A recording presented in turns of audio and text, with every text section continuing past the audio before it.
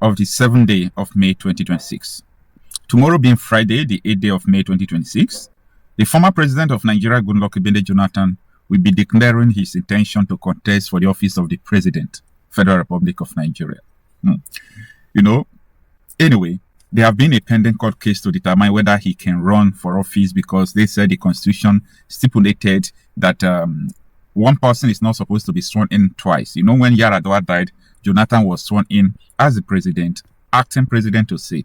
So, Jonathan, I don't know what he did. They have just fixed the date of the court tomorrow. So, the court is going to determine a case that have been there since 1 year. So, once the court clear him tomorrow, he will declare his intention to contest tomorrow.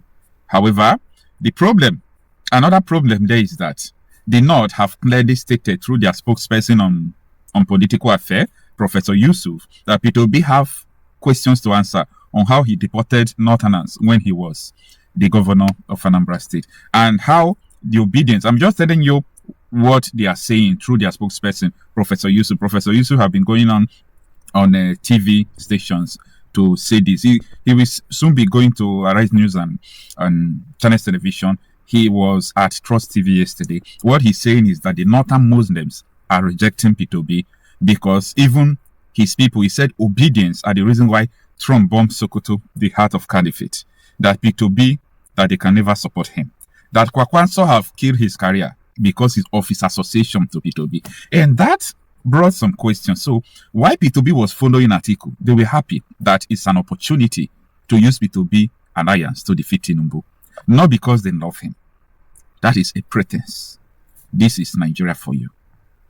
This is Nigeria 101. And I know that it's Atiku. They are around Atiku. That is why Atiku was very, very strict in talking about zoning the presidential something to the south.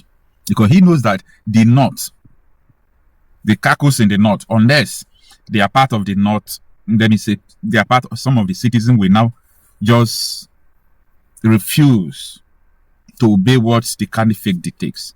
But the north, I know, is very difficult. Even when Goodluck Jonathan did everything he could just to making sure that, he returned back the second term. They spend a lot of money, the money they gain from Shopee and everything. At the end, they call him infidels. Yeah.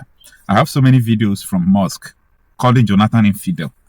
And they voted him out. So when I see them repeating the same thing, I say Nigerians don't learn lesson. They don't used to learn lesson.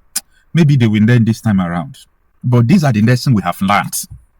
You see, if one thing repeats, if one mistake, you made a mistake or something happened to you, you allow the same thing to happen to you again, you know that you are a fool. If something happened to you twice, you are a fool. I have learned my lessons. When we talk about incompatibility of this country, some people think that it is something we can just solve overnight. No. There must be strategies. There must be awareness. Because for Professor Yusuf to come out today and say, they not have said, I told you people is the spokesperson on political affairs to the caliphate, why Sheikh Ahmed Gumi is a spokesperson to the caliphate on terrorism, Boko Haram, their foot soldiers and all those things. So, that is just the reality on ground. So, let us see the coming of Goodluck Jonathan. Which alignment is he still going to follow? What are they looking for? What are all of them looking for?